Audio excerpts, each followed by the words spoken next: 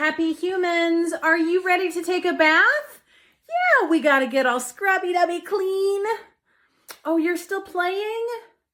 Okay, well, we still have to take a bath. So when you're done, you let me know and then we'll get in the bath after that, okay?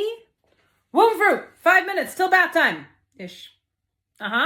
Now, I know you're still playing, and that toy is not going to destroy itself. So you have 5 minutes to get to a stopping point, and then we have to put you in the bathtub. You smell like onion. I don't know why. It's my job to fix that. So wrap it up. Bath time. Do you want a red bath or a green bath? Blue's not an option, so red bath, green bath, you pick or I do. Okay, red bath. I'm gonna go make that ready. I believe there's no such thing as too young to begin teaching consent. That said, there are some things that I can't allow my kids to decline. For instance, I don't ask for their consent to help with bath time or diaper changes. As their parent, it's part of my job to help them maintain their own safety and hygiene. As 3-year-olds, they suck at making decisions with regards to these things. If I can't accept the answer no, I don't ask the question. I will tell them what's about to happen, and as they get older, my involvement with these things will diminish as they get better at taking care of themselves. But right now, if I ask permission to change their diaper and they tell me no, I still have to change their diaper, and now I'm violating their bodily autonomy, and that's not okay. My kids are never required to give hugs, kisses, hold hands, or cuddle anyone they don't want to at any point. That includes my husband and myself. In our home, we always ask for consent before any physical display of affection. And if they say no, that's that. Their consent has not been given and it's not okay to keep asking. We also encourage our kids to seek consent from each other while playing. If you want to play puppies and kitties, you have to ask your brother. If your brother says no, he doesn't want to play with you. And that's his choice to make. This is how we as a family have chosen to address consent with our littles. The conversation with our 14-year-old looks really different. This might not work for every family, but it works for ours. How do you stop the why loop? Mama, what you doing? Working on a fancy doodle. Why? Making fancy doodles is mama's hobby. Why? Because having hobbies is good for your mental health. Why? Because having kids is not good for your mental health. Stop.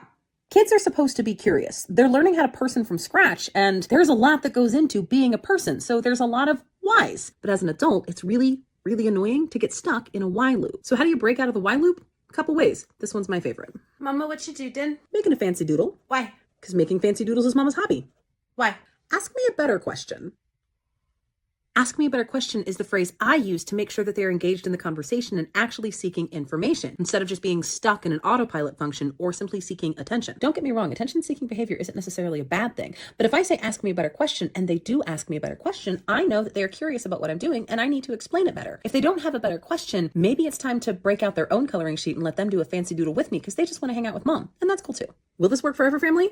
No, but it works for ours. In our house, we don't have chores. We have reasonable expectation of contribution. Reasonable expectation of contribution number 1, your room. The littles get a lot of reminders and guidance on how and when to clean up. The older one, as long as it is safe, doesn't have bugs, isn't growing science experiments under the bed, and can be safely traversed through and escaped in case of an emergency, keep it however you want. You're the one who has to live with that space. Reasonable expectation of contribution number 2, the laundry. We got these rolling hampers to make it easier for the littles to get their clothes from their room to the laundry room. They can load all of their dirty clothes into the washing machine. All I have to do is turn it on and add the soap. The oldest, on the other hand, can do her laundry from start to finish. Reasonable expectation of contribution number 3, the shared spaces are all places that we use and need. So we have an equal responsibility to cleaning and maintaining those things. I do most of the cooking in the house and maintain flat surfaces like tables. My husband vacuums and dusts because he's tall and can reach that. My eldest does most of the dishes, although the littles are learning to help with that. And she maintains the bathroom the 3 kids share. The master bathroom, that's on us because Jack and I are the ones who use it the most. I'm not saying you have to have a perfectly clean house. You're aiming for functional and everyone contributing. Will this work for every family? No, but it works for ours. Peppy people, we've been very quiet. Oh, because we found mommy's makeup. Oh, were you being little artists? Yes, you were. Very expensive art supplies. Okay, we're going to clean this up together. Yeah, and then mommy's gonna buy a padlock for her makeup cabinet. Hey, Mess Magnets, this is the bad quiet. Oh, that is a mortgage payment's worth of makeup not in its palette anymore. Mommy is mad. Yep, mommy's mad. Pretty sure it herself. I'm going to take a minute. Did you eat any of the makeup? Okay, there's no glitter teeth. I will be back when I am calm again. Oh my fucking God. Okay, mistakes were made on all sides. Let's clean this up and then we'll talk about touching things that are not ours and putting our shit away. I cut my daughter's hair off because I didn't want to brush it. And I know some of you are already in the comment section writing a whole paragraph of how that's horrible parenting, it's traumatizing, and how could I even? But listen. My daughter was 2 and hated having her hair brushed. I'm talking screaming, wailing, gnashing of teeth, WWE-worthy wrestling matches just to untangle her hair. You've heard the advice, pick your battles. Well, that wasn't a battle I was interested in picking. So I took her to the salon and we gave her a bob right up to the chin. It greatly reduced the amount of hair we had to brush. 2-year-olds, well, they're a lot. They're just getting used to their own bodies. Their world is expanding. They're beginning to form opinions of their own, and it didn't feel like to me that was the right time to begin the great hygiene battle. Fast forward 2 years and my now 4-year-old loves having her hair done. Brushes, braids, bows, she's game. That's partly because she got older and her tolerance for stuff increased, and that's partly because we didn't make an issue. We minimized the conflict by minimizing the amount of hair we had to brush. Some might say that's capitulating to a 2-year-old. I say work smarter, not harder. As parents, we have to teach our kids a lot of things, but not all at the same time. Hey, Cousin It. You gonna get your hair done? The school texted it snowed last night and there's no school today, so you can sleep in. It's fine. Yeah. Yes, honey. I saw that it snowed. I already looked out the window. I saw the snow, honey. I know. I saw the snow. I saw the snow! And now I'm trying to figure out if school is canceled because of the snow. And I missed the ends! I gotta wait for the whole alphabet to go get breakfast. Hey, do you want scrambled or hard-boiled eggs this morning? Yes, you need a protein. I've already microwaved your mini pancakes. You swear up and down you can peel your own clementine, so the only decision you have to make is scrambled or hard-boiled.